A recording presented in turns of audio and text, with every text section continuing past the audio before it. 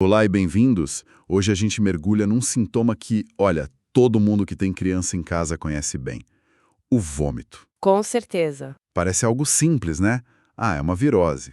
Mas por trás disso pode ter uma investigação super complexa, quase um trabalho de detetive. Exato. A nossa fonte hoje é uma aula médica. Então a gente vai seguir bem esse passo a passo, esse raciocínio clínico. A missão aqui é essa, né? Tentar desvendar como um médico vai de um sintoma tão geral Tão comum. para um diagnóstico específico. Quais são as pistas que eles seguem? Como é que se decide se é algo simples ou uma baita emergência? É isso. O objetivo não é só listar doenças, sabe? É entender a lógica, o porquê de cada pergunta, de cada etapa da investigação, desde a primeira conversa até, sei lá, um exame de imagem super avançado. Do material não é nada tecnológico. Não, nada. É simplesmente uma boa conversa. A tal da anamnese. É o alicerce de tudo. Uma história clínica bem tirada é como se fosse o GPS do diagnóstico, sabe? E a primeira preocupação, antes de qualquer outra coisa, é sempre a mesma. A desidratação. Sempre. O risco de desidratação. E por que essa obsessão com a desidratação em crianças? É tão mais perigoso que em adulto? Muito, mas muito mais. Crianças pequenas, elas têm pouca reserva de líquido. São como um copinho de água. Entendi. O que para um adulto é só um desconforto, para uma criança pode virar um quadro bem grave em questão de horas. Por isso as perguntas são diretas, sabe? A criança tá conseguindo beber alguma coisa? E o xixi? E a fralda tá com xixi? Se a resposta para uma dessas perguntas for um não meio preocupante, pronto, o sinal de alerta já acende com tudo. Ok, então a primeira missão é garantir que a bateria da criança não está acabando. Depois disso, a investigação começa a ficar mais específica. E um detalhe que me surpreendeu muito foi a importância da cor do vômito. Ah, sim. Parece uma coisa boba, mas é uma pista fundamental, né? É uma daquelas coisas de livro que na prática são 100% verdade. A cor pode mudar o diagnóstico de virose, vai para casa, para cirurgia de emergência agora. Nossa, Se o vômito tem sangue vivo, por exemplo, a gente pensa em algo como um pequeno rasgo no esôfago, às vezes pela própria força de vomitar. acontece. Acontece, são as lacerações de Mallory-Weiss. Ou pode ser uma irritação no estômago, uma gastrite. Mas o material dá um destaque gigante para o vômito verde em bebês. Eu sempre achei que verde era, sei lá, por causa de alguma coisa que a pessoa comeu. Pois é. Por que num bebê isso é um alarme tão grande? Aí é que tá uma das maiores armadilhas da pediatria. Vômito verde, que a gente chama de bilioso, num bebê é código vermelho. Código vermelho. Sim, a bile ela é produzida no fígado e liberada lá no comecinho do intestino. Se ela tá voltando no vômito, significa que tem uma obstrução no caminho. Algo está bloqueando a passagem. Exato. E em bebês, a principal suspeita é a má rotação intestinal. É um defeito de nascença. O intestino fica meio solto, sabe? E pode torcer em volta dele mesmo. Nossa, como se fosse um nó. Exatamente. E essa torção corta o sangue. Pode levar à necrose de todo o intestino. É uma catástrofe. A mesma cor de vômito num adulto talvez não seja nada, mas num bebê é uma corrida contra o tempo. Que impressionante. Uma única pista visual com interpretações tão diferentes. E a investigação vai além, né? O material diz que às vezes o problema nem tá na barriga. Como assim? É isso mesmo. O corpo é todo interligado. É por isso que o raciocínio tem que ser amplo. Me dá um exemplo. Um aumento da pressão dentro da cabeça, por hidrocefalia, por exemplo. Isso pode irritar o centro do vômito no cérebro. A criança não vai dizer, minha cabeça dói. Ela vomita. Faz sentido. Outro exemplo clássico são os rins.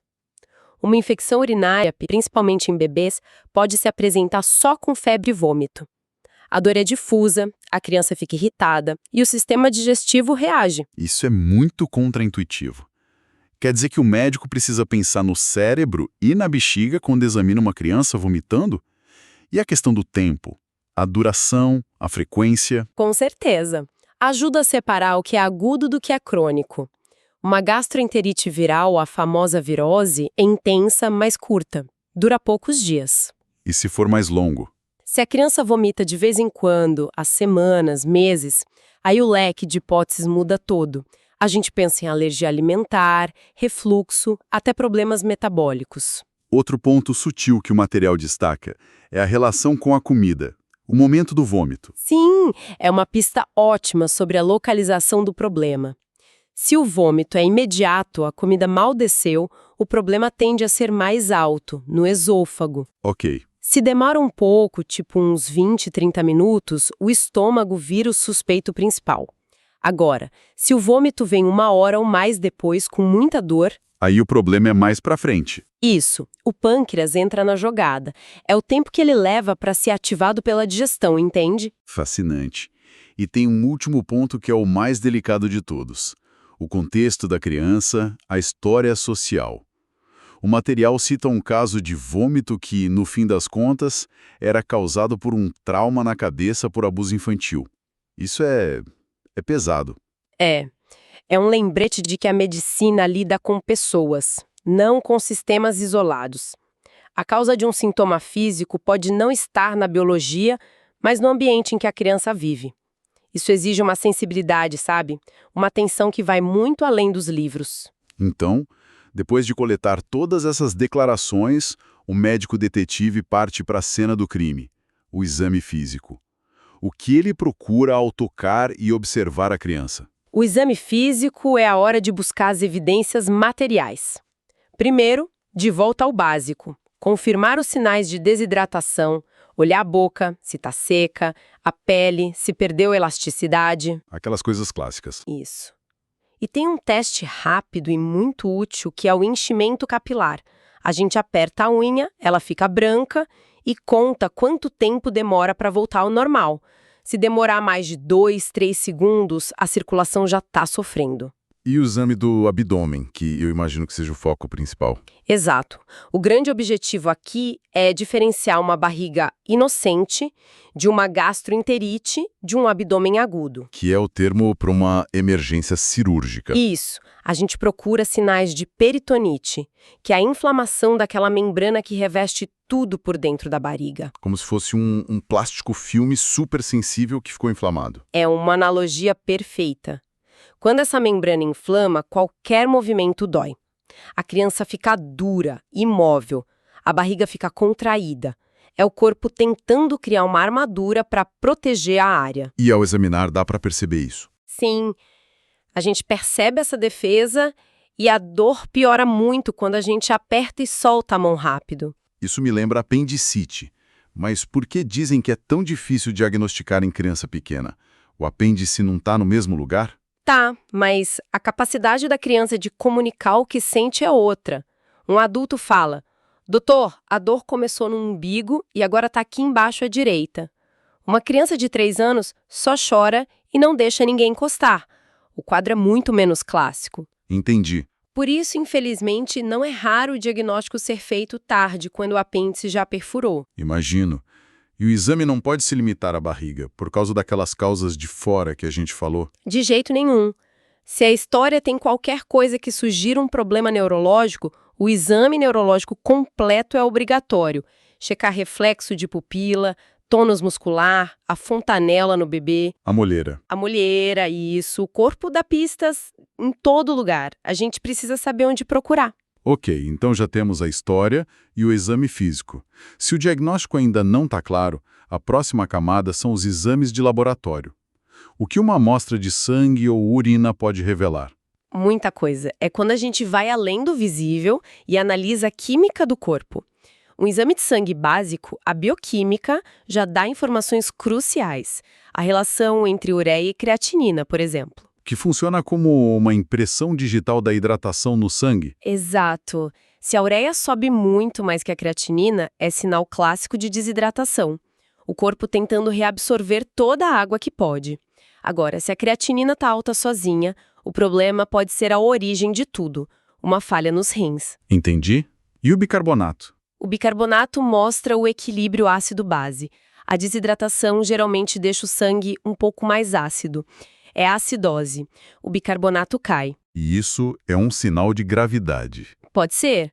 O material até menciona que alguns serviços usam um número de corte, tipo bicarbonato abaixo de 14, para indicar que a criança precisa de soro na veia. Mas o oposto também pode acontecer.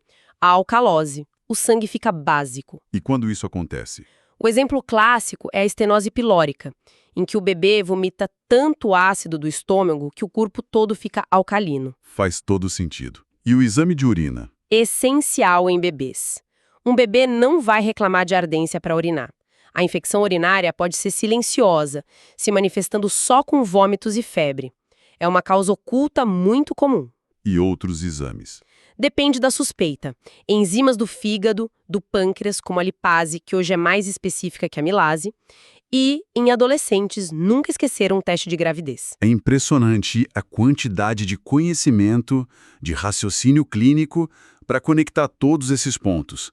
Desde uma pergunta sobre a cor do vômito até a interpretação de um exame de sangue.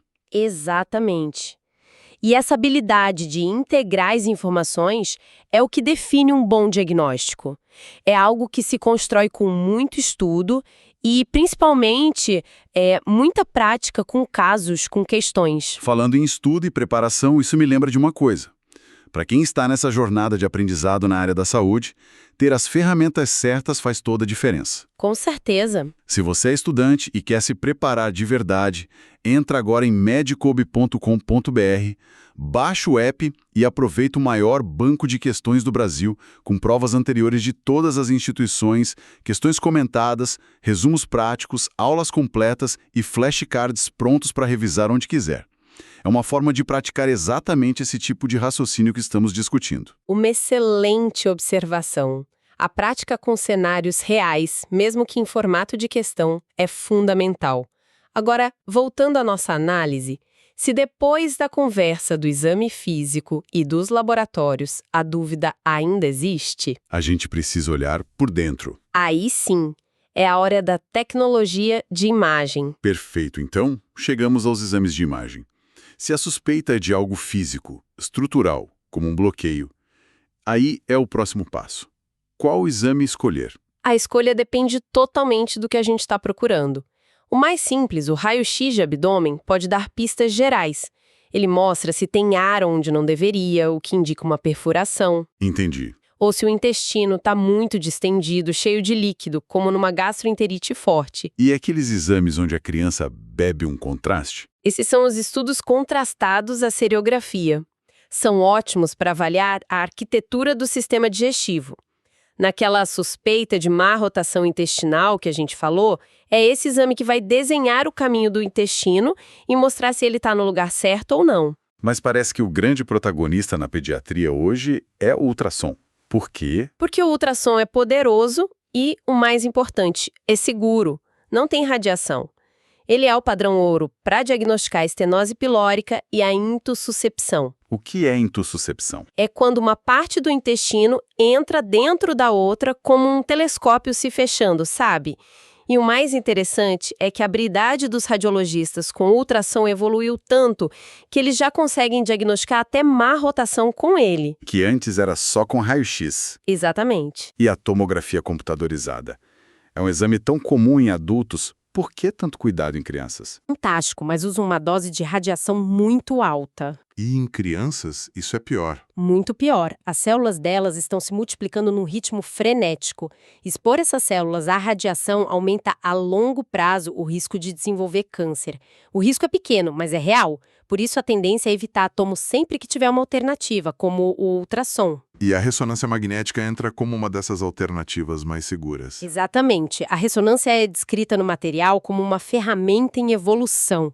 Ela também não usa radiação ionizante e tem se mostrado excelente para avaliar o intestino delgado em casos de doenças inflamatórias, como a doença de Crohn.